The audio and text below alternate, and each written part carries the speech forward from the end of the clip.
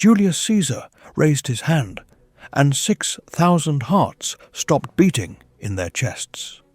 A single word from Caesar could decide who lived, who was whipped until their back was nothing but raw flesh, and who would be fed to wild beasts for sport.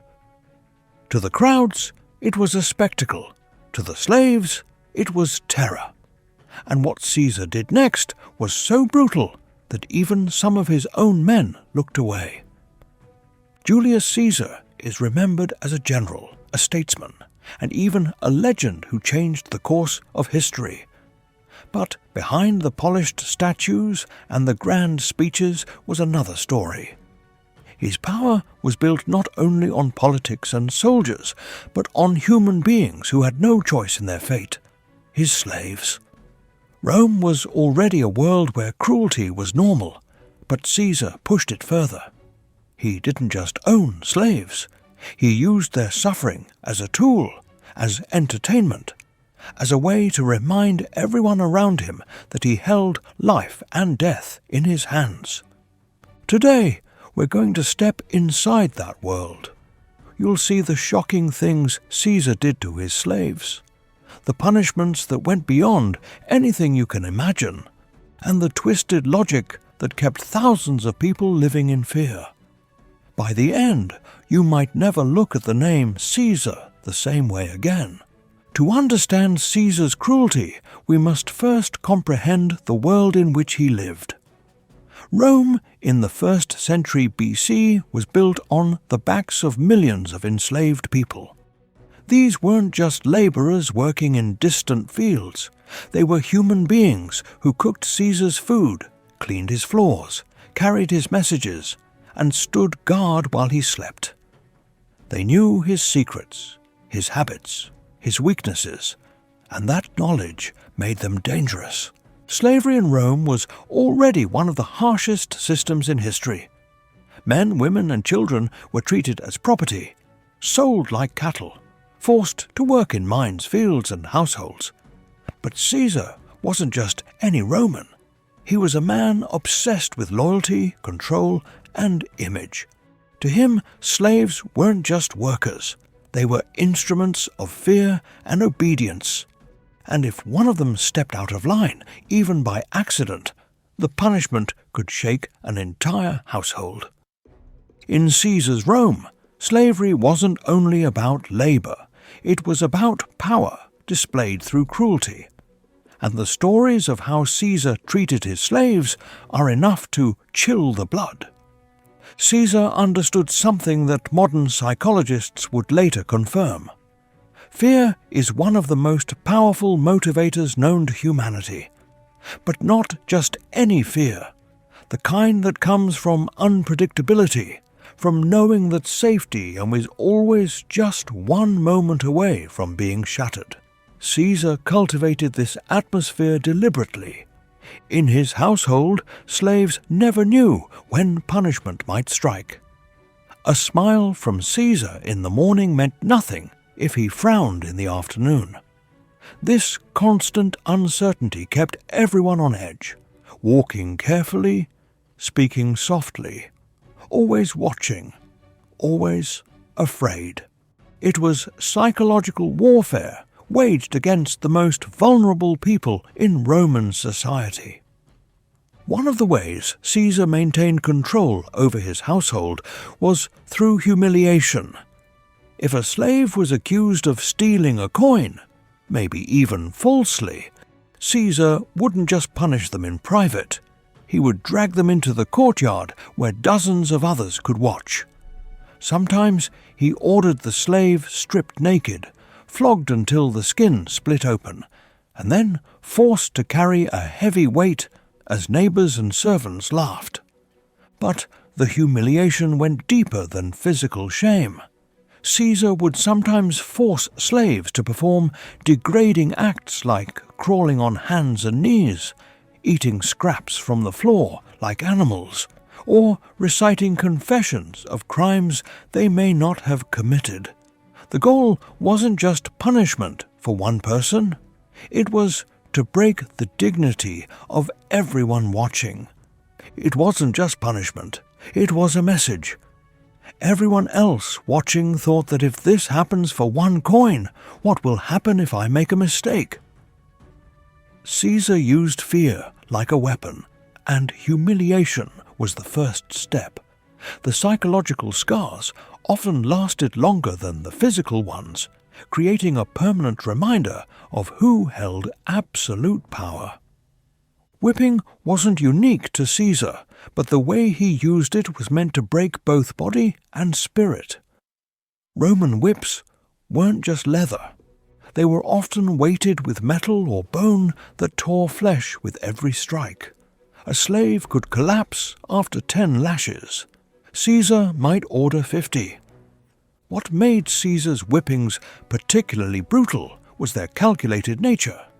He would count each strike aloud, pausing between lashes to let the victim anticipate the next blow. Sometimes he would stop midway through, letting hope creep in, only to resume with renewed violence. The uncertainty was as torturous as the physical pain. Survivors were left scarred for life, not only on their bodies, but in their minds. Some never recovered their strength, yet were forced to work again the next day. To Caesar, their suffering was proof of his absolute control. Those scars served as permanent reminders to other slaves of what disobedience could bring. Perhaps the most infamous punishment Caesar used was crucifixion. Rome reserved it for the lowest of the low, the criminals, rebels, and slaves. When a slave tried to escape or was accused of betraying him, Caesar sometimes made an example through crucifixion. The process was designed to maximize suffering. First came the beating, weakening the victim before the main event. Then, the condemned was forced to carry the heavy crossbeam to the execution site, often collapsing under its weight. The nailing was done ever so carefully, positioned to avoid major arteries, so death would be slow. The victim was nailed or tied to a cross, left to hang for hours or days.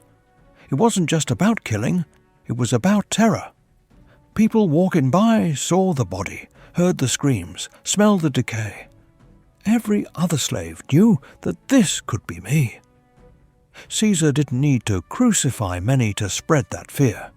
Just one body by the roadside could keep hundreds in line. Death came slowly from exhaustion, exposure, and suffocation.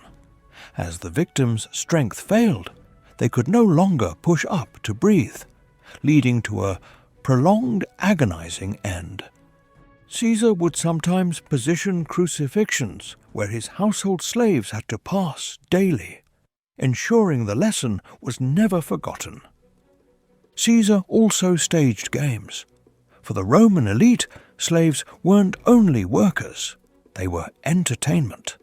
Some were thrown into arenas to fight against wild animals such as lions, leopards, and bears, and with no weapons to defend themselves. Crowds cheered as the beasts tore them to pieces. These weren't quick deaths. The animals, often starved beforehand, would play with their prey like cats with mice. Caesar would watch from his elevated seat, sometimes giving thumbs up or down to signal whether a wounded slave should be finished off or left to suffer longer. This wasn't just cruelty for the sake of cruelty. It was a way for Caesar to demonstrate to Rome that he could command death itself, transforming human life into a spectacle.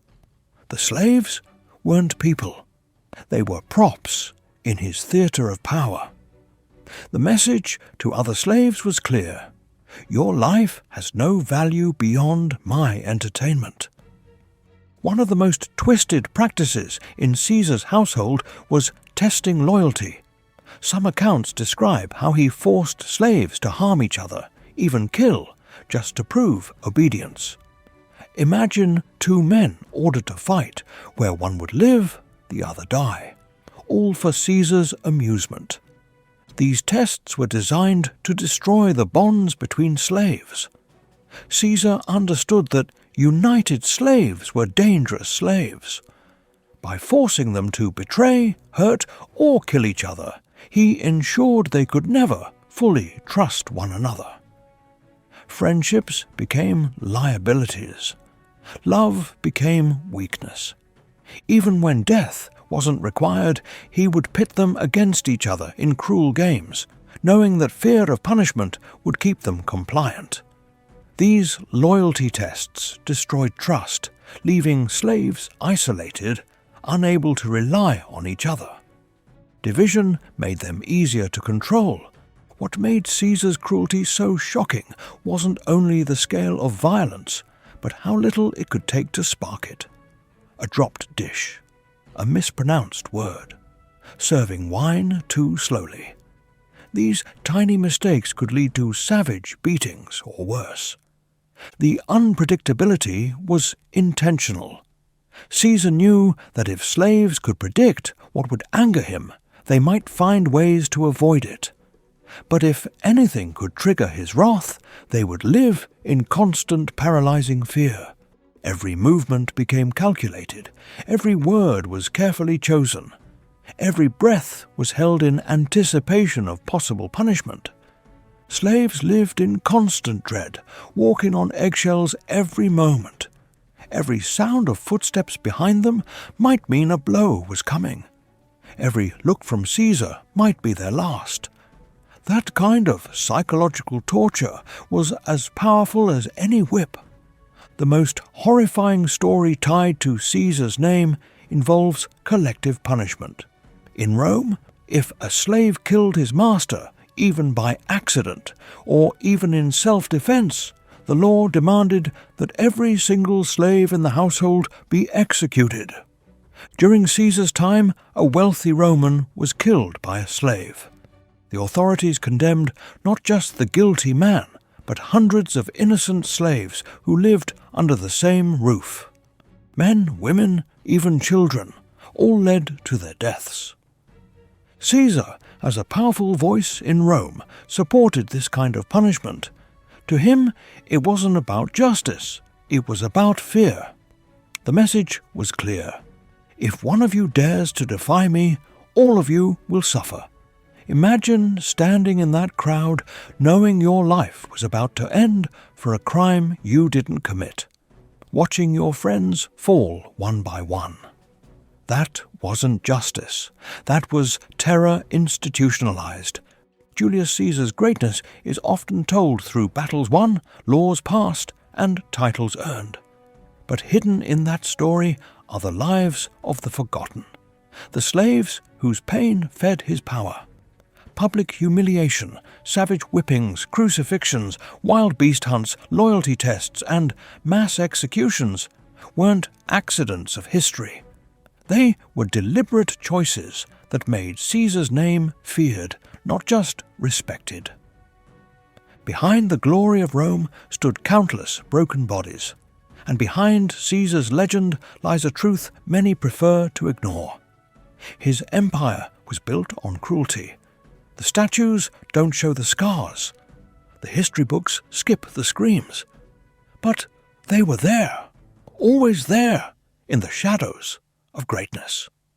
If you want to uncover more of history's fascinating and often chilling stories, be sure to like, subscribe, and turn on notifications so you never miss a chance to explore the past with us.